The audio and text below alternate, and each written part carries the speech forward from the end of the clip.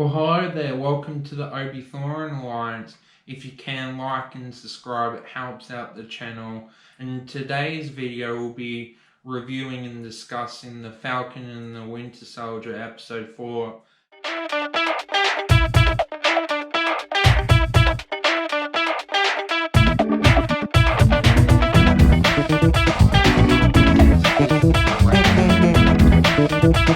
Soldier episode 4, and Luke is joining to discuss the episode as well. And what were your thoughts about the episode? What lot of stuff happened?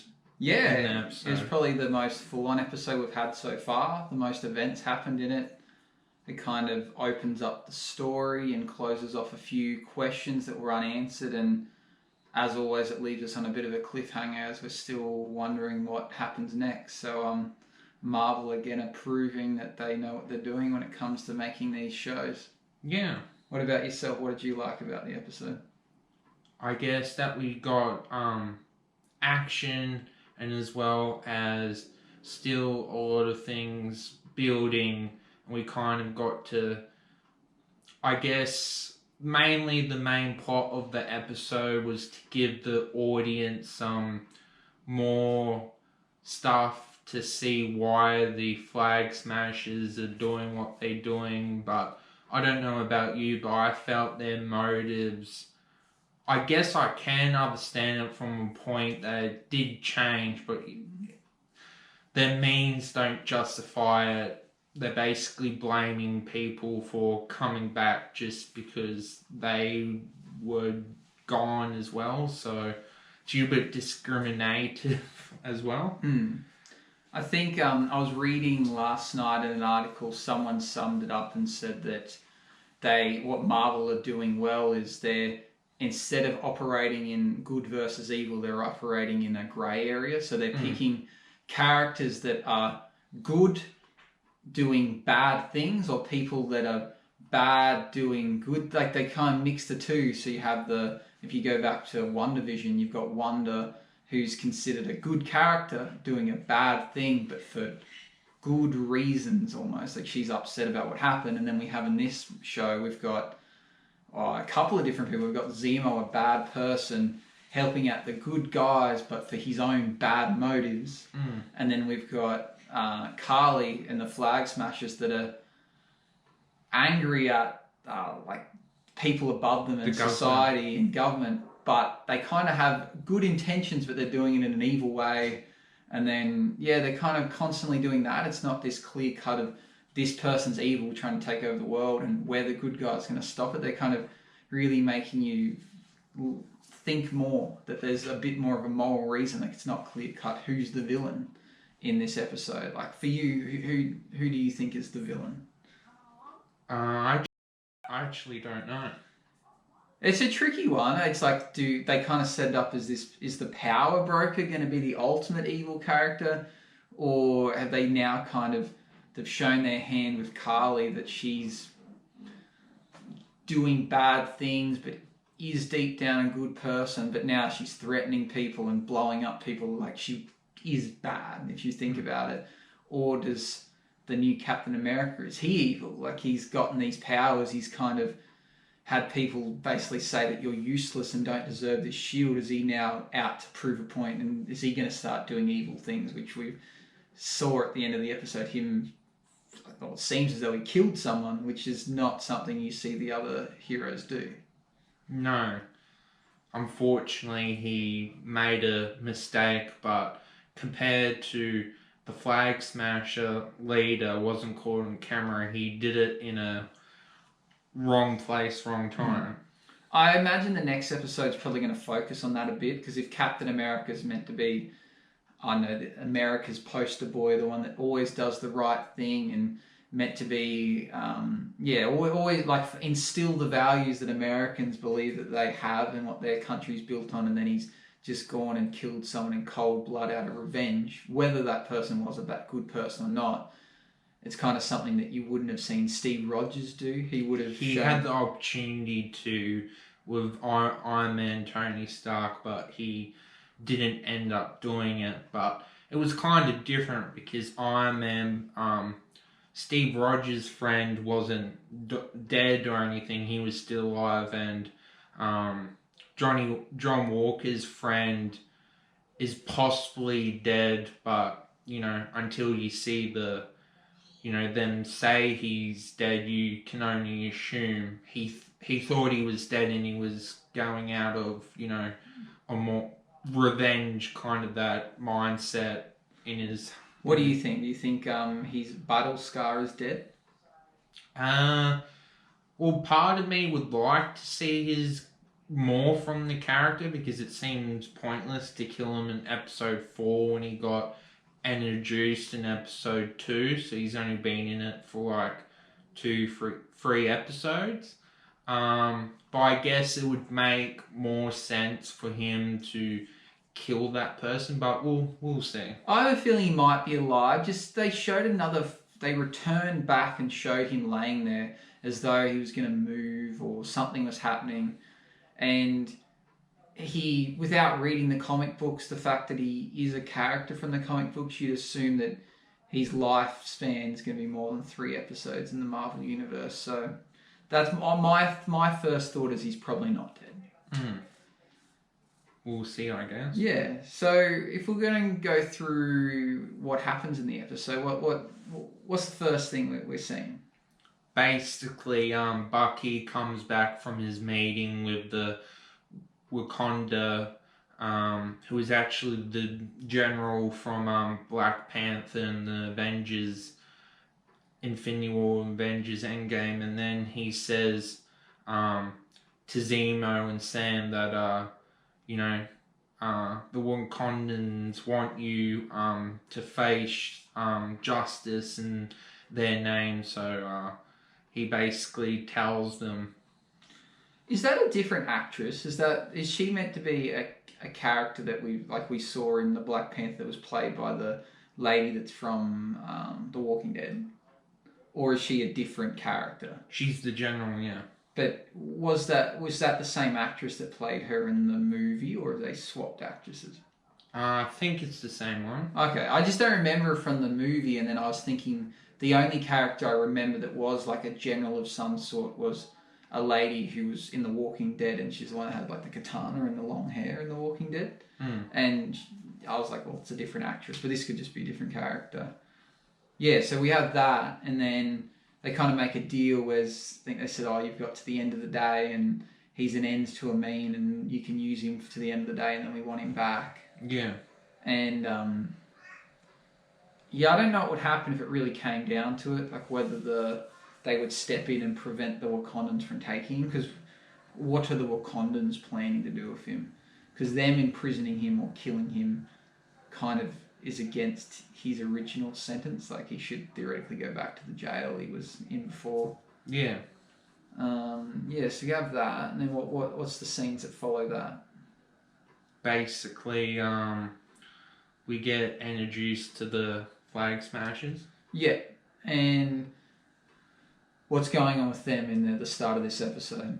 They're kind of mourning the person that died the previous episode, and then she's giving a speech about, this is one world, one people, kind of.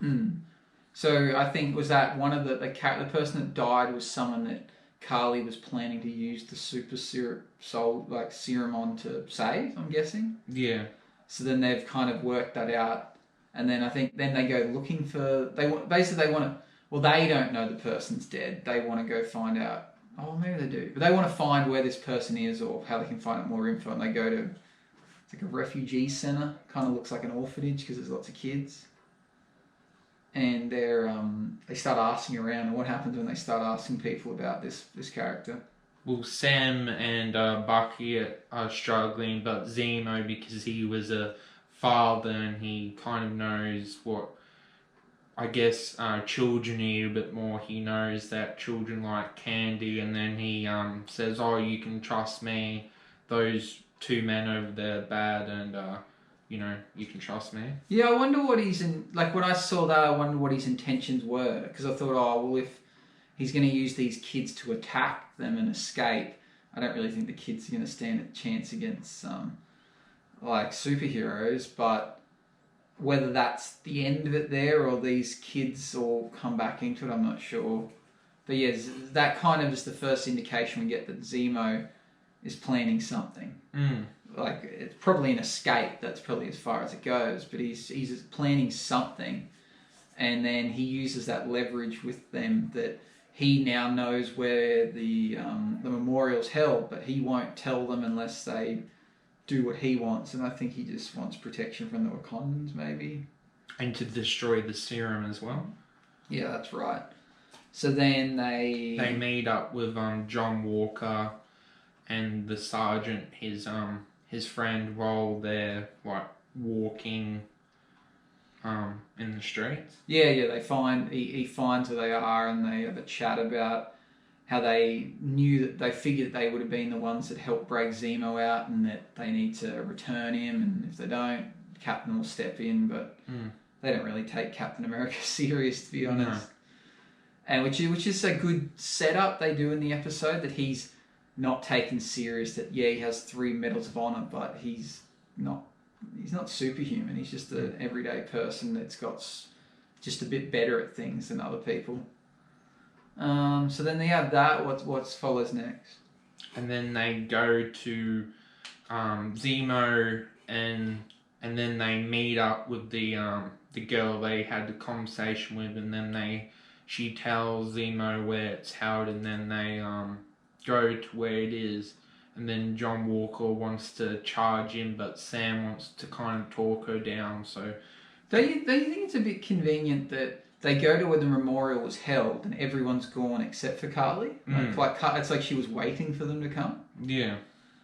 Yeah, and basically they say to Sam, like Sam offers 10 minutes. Yeah, well, Sam offers to talk her down because apparently he used to talk to soldiers and help counsel them after they'd been through horrific things at war, which probably makes a lot of sense as to why he became friends with Captain America to begin with. Well, Steve Rogers' version of Captain America. And then, so then they tie Zemo to a door or some kind of machine, so he shouldn't be able to escape. Sam goes in, and what do you think? Is it going well, his conversation between him and Carly? Yeah, it's going pretty well. Yeah, and they kind of do a good job of making you somewhat like Carly. It's justifiable what she's doing, and she even offers Sam to join and team up. I thought that was pretty funny. And yeah, and as you said, the new Captain America storms in, which you could see that coming because he seems to be impatient, which doesn't really make sense because he won 3 Medal of Honors. You would think that he would have a calm head. Like if he'd been through all these things in war, he'd have a calm head, but maybe it's a build-up of the pressure that's put on him for being the new Captain America. So yeah, he storms in, and then what happens from there? Basically, a fight pursues between the Flag Smashers, Sam, Bucky, and John Walker and his friend. Yeah, and what happens to Zemo? They chained him up to the wall, and then one of the group basically see him got out of his chains, and then he finds the Flag Smasher leader Katie, and then she drops the serum, and then she Yeah, because he keeps shooting at her. He finds a gun. Yeah. And the gun seems to, in some way, hurt her, which I don't know if bullets used to hurt Steve Rogers as a super soldier or whether they hurt Bucky, but they seem to have had some kind of effect on her. And then, sorry, you're saying that she then drops the serum? Yeah, I guess all 20 or some of them, and then he seems to destroy all of them but one that's conveniently basically there for John Walker. Yeah, and we were watching a video last week where someone suggested that's what might happen, and I guess if you read the comic books, there must be some kind of indication that he does become a super soldier in some way. So I guess it's a pretty good way of making him a super soldier. It wasn't just like, oh, we've got this serum here, have some. It was he came about it in a bad way. So he takes it, he hides it away. and you kind of know at that point he's going to take it somewhere, like he'll use it. And then what follows that scene? Basically, the factions kind of divide. Bucky, Sam, and Zemo go back to the hotel room. John Walker and his friend go their way, and then the Flag Smashers go right to this gravesite. And then basically they threaten to... She has a conversation to Sam's sister. It's like the way how they bring her into the shows by phone conversation. Yeah, you wonder how she found Sam's sister's number, but yeah, I guess it's all convenient for the plot line. And she knows so much about Sam's sister and says, "Oh, well, I might come visit you on the dock at the back of the house, and I might come see your kids, and then, oh, can you organise this chat with Sam?" Which you think if she was able to find that information out, she probably would have been able to find a way of contacting Sam. Like, it wouldn't have been that hard.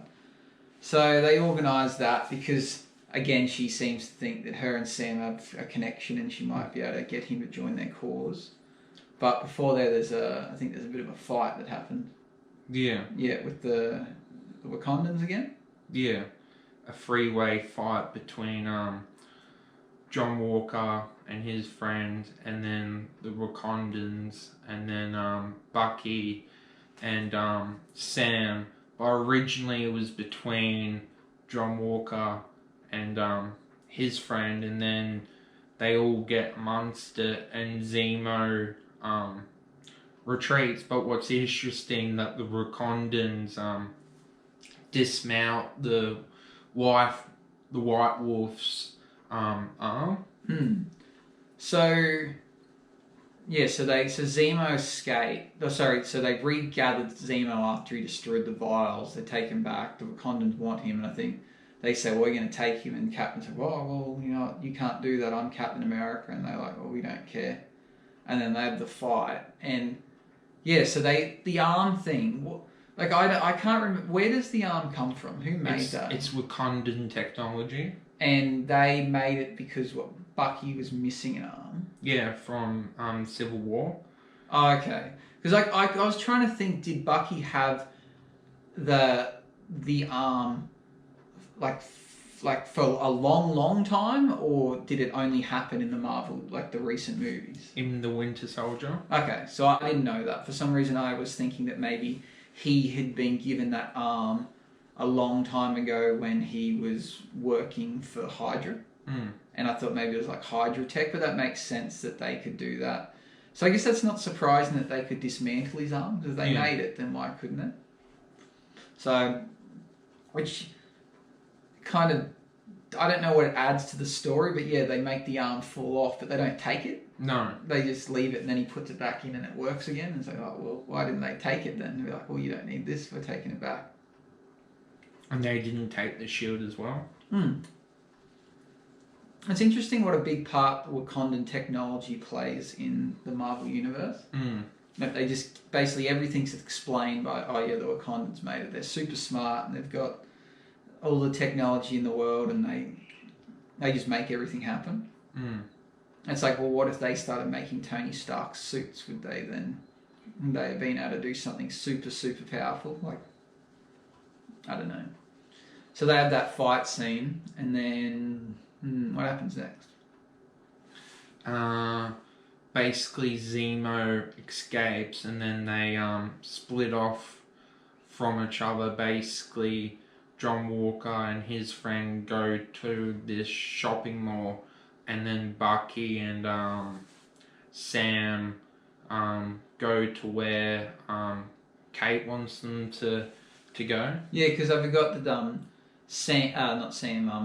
John Walker's kind of embarrassed the fact that he got beaten by the Wakandans in a fight. Yeah, and then he asks his friend, "Oh, would you take the serum?" And then because his friend doesn't know he has a vial, they're just saying theoretically, if you had it, would you? And his friend kind of says, "Yeah, of course. Like, why wouldn't you?" And Sam makes a good point where he goes, "Oh, well, they say that nothing good comes of people that take this serum, that their motives change, they become evil, and he makes a really clever point. Do you remember what it was? That people can only be themselves. Yeah, basically they're saying that the serum makes you with power, it just makes you become your true self. So if someone's true self is deep down, it's bad, the serum will make them bad. But someone like Steve Rogers, who's deep down was good, with power, it didn't make him bad. It just made him do good things, more good things. So he was saying, well, if you've been to war and you've done all these great things, that you're going to do great things. Like you'll just be like Steve, and guess that's for us to find out. So I guess the rest is history. We work out that from that he decides to take it. And then we're kind of surprised in the next scene where we see his newfound powers. Yeah, they basically, Kate says for Sam to come alone, but Bucky and says I'm coming, and then Sam gets upset because she threatened his nephews. Yeah, so Carly organised the meeting, gets told to come alone. She doesn't seem to be that angry. Like you'd think at that point she would have called the meeting off or started fighting, but she was okay with the Winter Soldier. But then it all goes to hell when the new Captain America comes in. Yeah. And then they start seeing his powers. He starts jumping higher than usual and running faster and being able to fight people. And what happens with his friend? Katie basically smashes him, kicks him to the pole, basically, or the wall. And that's where we get this idea that he could be dead or may not be dead. And what does that do to John Walker? Well, he wants to kill the Flag Smashers leader, but he kills the friend instead.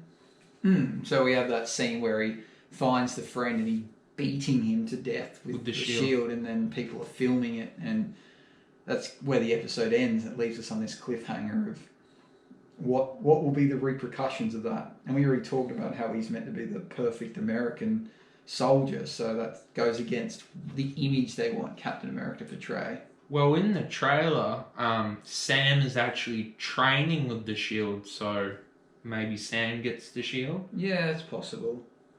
So that's where the episode leaves us at. So at the end of the episode, what questions are left answered and what questions are left unanswered that we've been wanting to know?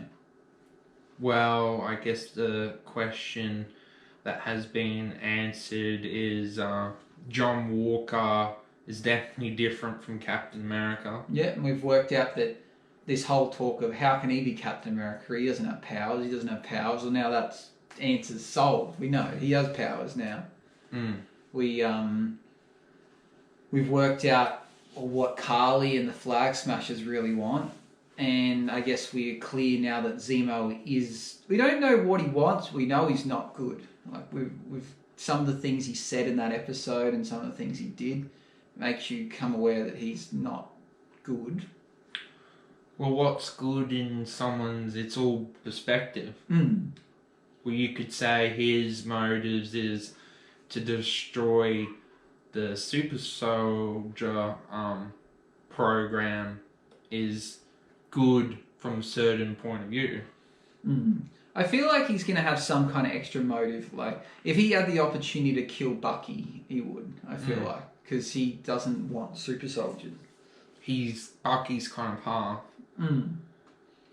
So we look at that, and then what questions are we now left with? The cliffhangers that this episode leaves us with.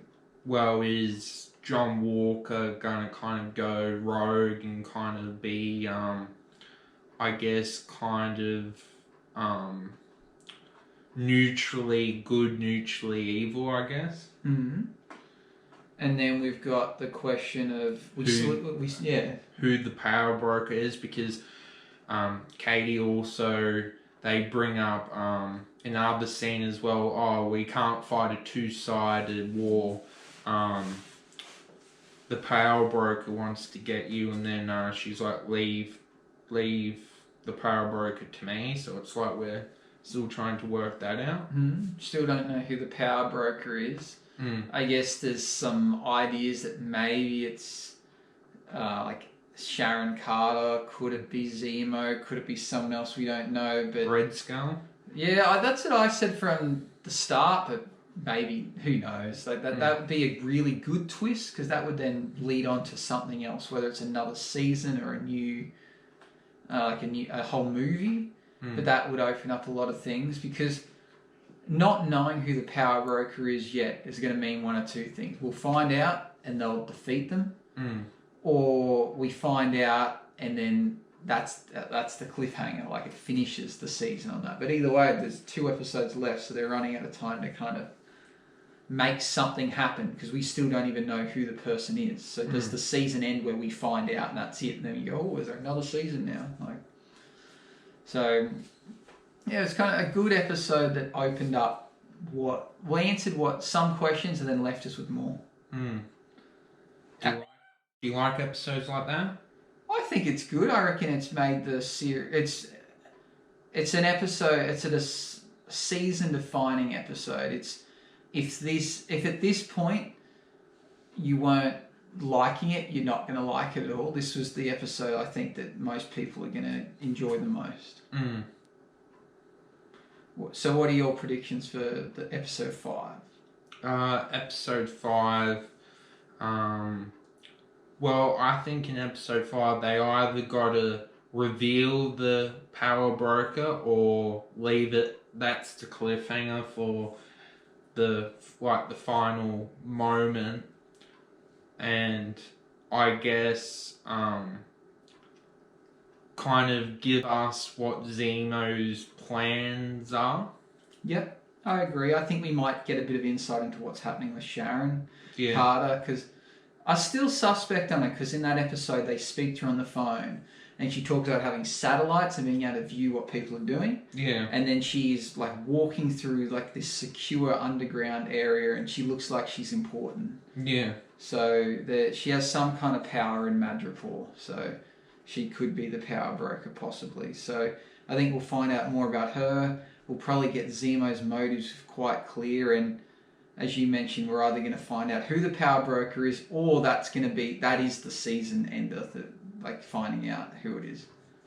Because if we don't find out this episode, it would be a bit unfair to find out and then them to defeat or lose to the power broker in the same episode. Like, they need to have 2 episodes at least to do both those things.